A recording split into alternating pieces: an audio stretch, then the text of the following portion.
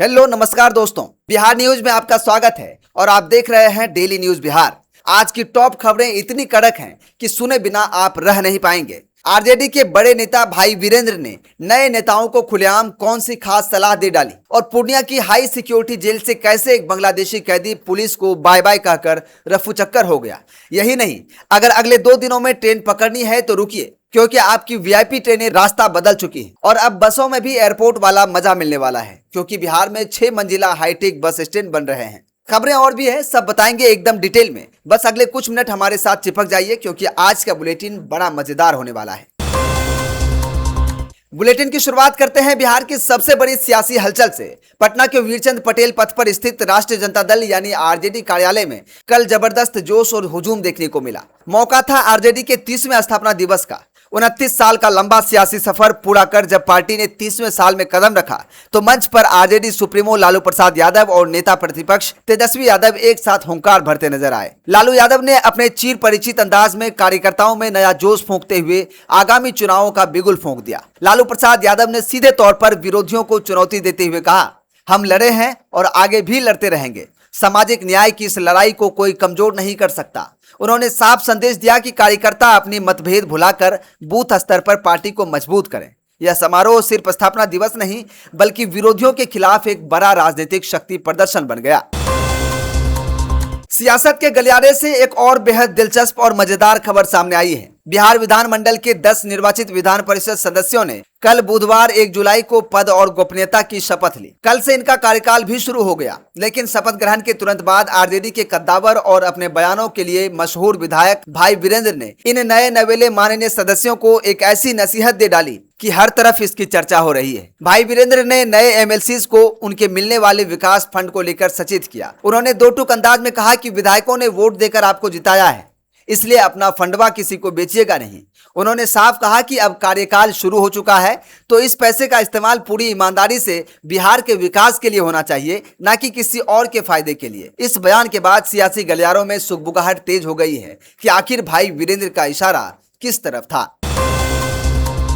अगर आप भी बिहार में रहते हैं और अगले 2-3 दिनों में ट्रेन से सफर करने की प्लानिंग कर रहे हैं, तो यह खबर सीधे आपके लिए है। घर से निकलने से पहले अपनी ट्रेन का स्टेटस जरूर चेक कर लें, नहीं तो आपको भारी परेशानी का सामना करना पड़ सकता है। दरअसल समस्तीपुर रेल मंडल के अंतर्गत आने वाले बेतिया मझौलिया रेलखंड पर पटरियों के दोहरीकरण का काम युद्ध स्तर पर चल रहा है। इसके लिए रेलवे ने नॉन इंटरलॉकिंग ब्लॉक लिया है। इस वजह से 2 से 3 जुलाई 2026 के बीच इस रूट से गुजरने वाली कई प्रीमियम ट्रेनों जैसे वंदे भारत, अमृत भारत, सप्त क्रांति और हमसफर एक्सप्रेस जैसी वीआईपी ट्रेनों का रूट अस्थायी रूप से बदल दिया गया है। रेलवे ने यात्रियों से अपील की है कि वे किसी भी भ्रम से बचने के लिए रेलवे की आधिकारिक वेबसाइट या पूछताछ नंबर पर अपनी ट्रेन का बदला हुआ रूट और समय जरूर देख लें, ताकि आपकी यात्रा में कोई खलल ना पड़े।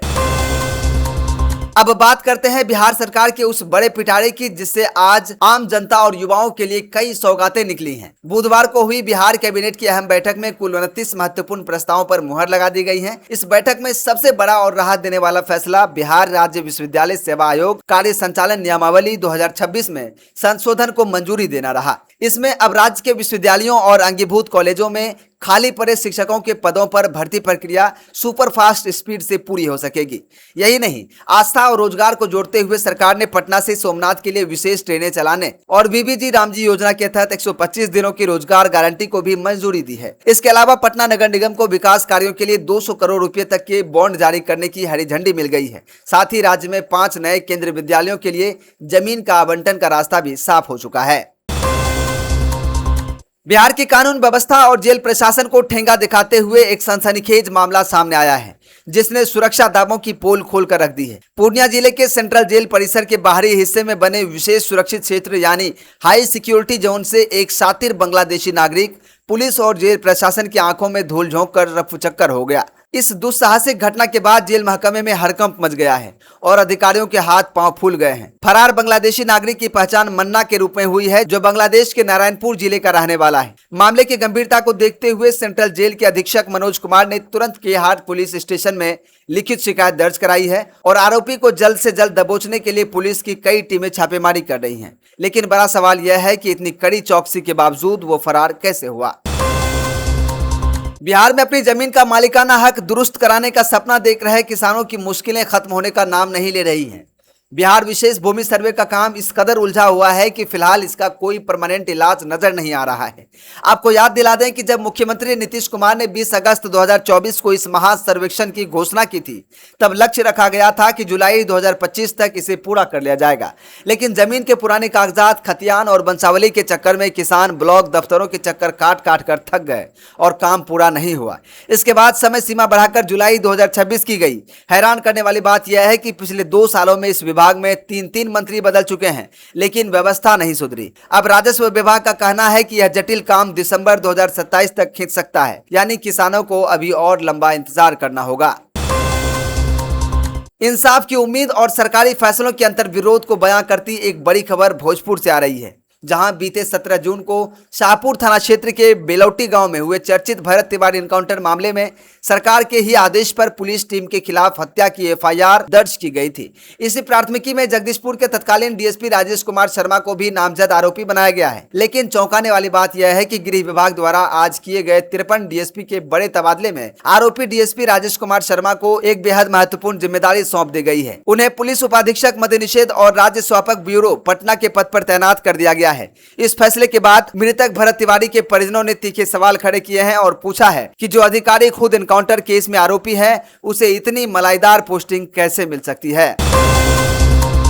बिहार के यात्रियों के लिए अब बसों का सफर बेहद लग्जरी और आरामदायक होने जा रहा है। मुख्यमंत्री सम्राट चौधरी की अध्यक्षता में हुई कैबिनेट बैठक में बिहार के 20 से अधिक जिलों के 31 बस स्टैंडों को पीपीपी यानी पब्लिक प्राइवेट पार्टनरशिप मॉडल पर पूरी तरह चमकाने का फैसला लिया गया है।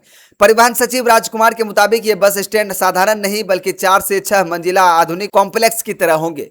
पटना, मुजफ्फरपुर, गयाजी, भागलपुर और पूर्णिया जैसे प्रमुख शहरों में बनने वाले इन बस स्टैंडों के ग्राउंड फ्लोर पर digital ticket counter, cafeteria, ATM और सीसीटीवी कैमरे होंगे। वहीं ऊपरी मंजिला में ड्राइवरों के लिए डोरमेट्री, पैसेंजर्स के लिए शानदार AC waiting room, food court और शॉपिंग मॉल से लेकर होटल और बैंक्वेट हॉल तक की सुविधा होगी।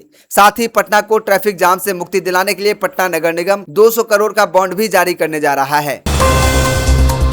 बिहार के सरकारी अस्पतालों की बदहाली और डॉक्टरों की मनमानी पर अब स्वास्थ्य मंत्री निशांत कुमार का बड़ा डंडा चलने वाला है। स्वास्थ्य मंत्री ने साफ कर दिया है कि बिहार के मरीजों को इलाज के लिए बार बार पटना न भागना पड़े, इसके लिए जिला अस्पतालों को ही हाईटेक किया जाएगा। लेकिन सबसे बड़ा तड़का जो उन्होंने लगाया है वो है तीसरी आंख का पहरा। जी हाँ, बिहार के सभी सरकारी अस्पतालों और स्वास्थ्य केंद्रों में अब चप्पे चप्पे पर सीसीटीवी कैमरे लगाए जाएंगे। मंत्री जी ने बताया कि इसके लिए एक स्पेशल सॉफ्टवेयर तैयार किया जा रहा है, जिसका सीधा कनेक्शन पटना में बैठे स्वास्थ्य विभाग के मेन कंट्रोल रूम से होगा। यानी अब कोई डॉक्टर ड्यूटी से गायब हुआ या किसी मरीज के इलाज में लापरवाही हुई तो पटना में बैठे बैठे ही मंत्री जी सीधे एक्शन ले लेंगे। अब देखना यह है कि इस तकनीक से बिहार की स्वास्थ्य व्यवस्था कितनी सुधरती है।